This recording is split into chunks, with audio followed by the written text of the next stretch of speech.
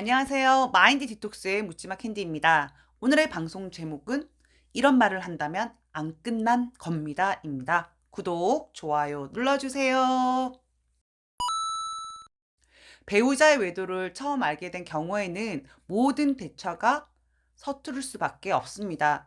왜냐하면 남편을 대하는 방식이 남편이 불륜을 저지르기 전에 사람이었을 때 대했을 때와 동일하기 때문입니다. 일단 남편이 현재 바람을 피우고 있다면 예전에 내가 가지고 있는 남편에 대한 생각이나 프레임은 싹 지우시고 대하셔야 합니다. 현재는 오로지 상간녀 생각밖에 없기 때문입니다. 도파민이 분비되어서 천지 구분을 못하는 미친놈, 즉 정상적인 사고가 작동하지 않는다는 사실을 염두에 두셔야 합니다. 그리고 주둥이에서 나오는 건 온통 거짓말이라고 생각하시고 절대로 믿으시면 안 됩니다. 외도를 들키고 나서 하는 말 중에 특히 이런 말을 한다면 절대로 끝난 것이 아니니까 어떤 것들이 있는지에 대해서 제가 말씀을 드리도록 하겠습니다. 첫 번째, 내가 알아서 정리할게. 정리할 시간을 줘. 이건 그냥 드러내놓고 끊을 생각이 없다라는 것을 비추는 말입니다. 아내가 외도를 알게 되었다면 바로 그 자리에서 만나지 않겠다고 말했어도 아내가 남편의 눈 가리고 아웅 하는 행동에 넘어가서 마음을 내려놓고 좀 느슨해진다고 생각되면 슬금슬금 뒤에서 연락을 하고 만나기 시작을 합니다. 내가 정리할게. 불륜은 스스로 정리하지 못합니다. 만난 지 2, 3개월 미만으로 불륜 기간이 짧았거나 섹스 파트너로 어쩌다가 띄엄띄엄 만난 사이거나 상간녀의 집착 등으로 질려서 관계를 끝내고 싶었던 경우라면 가능할 수도 있기는 합니다. 정리할 시간을 달라는 말은 아내가 알게 되었지만 상간녀와 끝낸다는 핑계를 대면서 만나고 연락하는 것을 정당화하는 것입니다. 절대로 스스로 알아서 정리할 테니 시간을 달라는 말을 믿지 마시기 바랍니다. 이런 경우에는 꼭 6개월에서 1년 뒤에 전화 옵니다. 계속 만나고 있었어요. 왜 계속 만나고 있었을까요?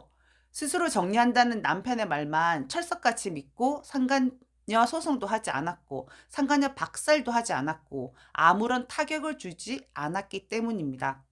타격이 없는데 그 재밌는 짓거리를 스스로 그만두겠습니까? 와이프가 알게 되었는데도 자신을 계속 만나는 남자를 보면서 상간녀는 더 자신감이 생기는 겁니다. 와이프가 알게 되었는데도 나를 계속 만난다는 건 와이프가 상간녀 자신이 남편에게 더 소중한 존재라고 생각이 되고 자신을 몇 배 더 사랑한다라고 생각을 하기 때문입니다.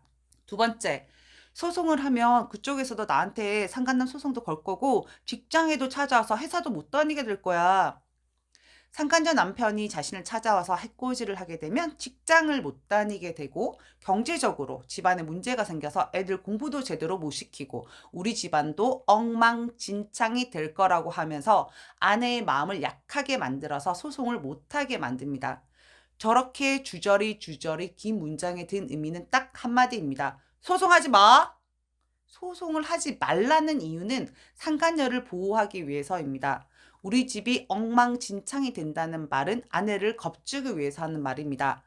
소송을 하면 상간녀가 힘들어지기 때문에 저런 말을 하는 겁니다. 소송을 말려야 상간녀에게 자신 슈퍼맨 혹은 히어로가 되기 때문입니다.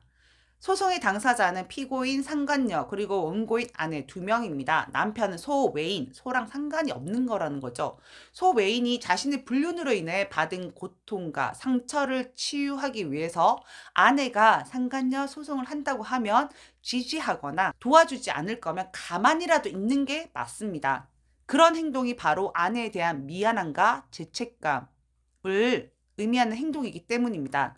정말로 남편에게 타격이 갈까봐 마음이 약해져서 소송도 못하고 참았는데 그 이후에도 지속적으로 상간녀와의 만남을 이어가고 있었다는 사실을 알게 된 후 붕괴를 해서 저한테 전화를 주시는 분들이 많으십니다. 이런 경우에는 꼭 이렇게 말씀하시죠.